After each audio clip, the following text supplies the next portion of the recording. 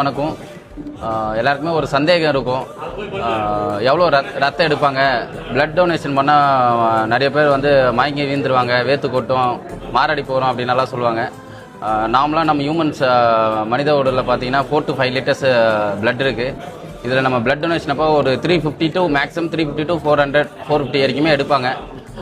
Normal life span போகிற அந்த RBC WBC platelet தனித்தனியாக இருக்குது. பட் மேக்ஸிமம் அதிக லைஃப் ஸ்பேன் பார்த்தீங்கன்னா 120 days தான் ஆர்பிசிக்கு லைஃப் ஸ்பேனு. ஜென்ரலாகவே நம்ம உடம்புல இருந்தால் கூட அது வந்து டெஸ்ட்ராய் ஆகி மறுபடியும் நியூ ஆர்பிசிஸ் எல்லாம் எரித்ரோபாய்ட்டின் நல்லா ப்ரொடியூஸ் ஆகும்.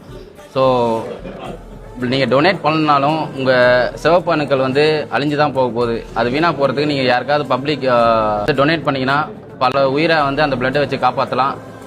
3 மாதத்தில் வந்து நீங்கள் கொடுக்குற பிளட் வந்து மறுபடியும் ரெப்ளிஷ் ஆகிடும், மறுபடியும் உங்களுக்கு ப்ரொடியூஸ் ஆகிடும். ஸோ பயப்பட வேண்டாம். பிளட் டொனேட் பண்ணுறதுனால எந்த ஒரு ஆபத்தும் கிடையாது. எல்லாரும் வந்து பிளட் டொனேட் பண்ணுங்கள். தேங்க்யூ.